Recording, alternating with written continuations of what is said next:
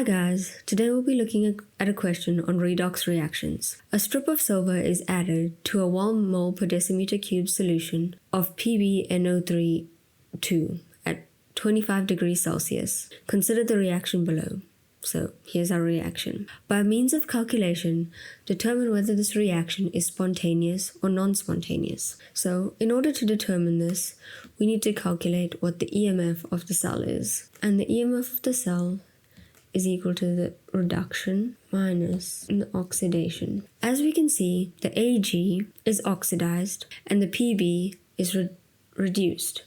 Therefore, we can look at our reduction table and get the EMF. We can get the voltage values for these two half cell reactions, and we get our reduction voltage to be negative 0.13, and we minus our oxidation voltage, which ends up being 0.80. And when we calculate all of this, we get negative 0.93 volts. Therefore, our reaction is non-spontaneous as we have a negative EMF. Question 9.2.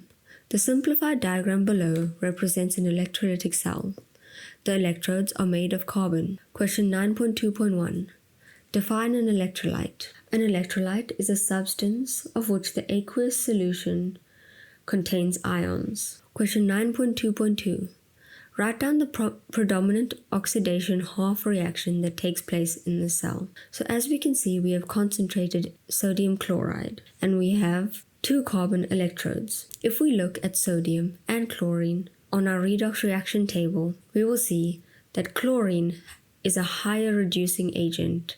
Therefore, it will be oxidized, causing our half cell reaction to be 2Cl minus, making Cl plus 2 electrons. Question 9.2.3. Write down the names or formulae of the products formed at electrode Q. So due to this being an aqueous solution, it obviously contains water.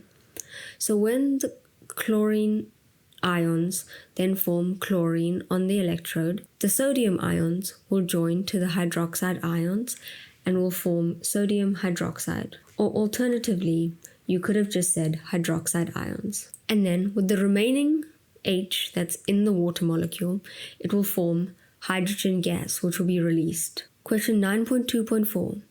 Explain the answer to question 9.2.3 by referring to the relative strengths of the oxidizing agents involved. So if we look at our redox reaction table, water is a stronger oxidizing agent than the sodium ions.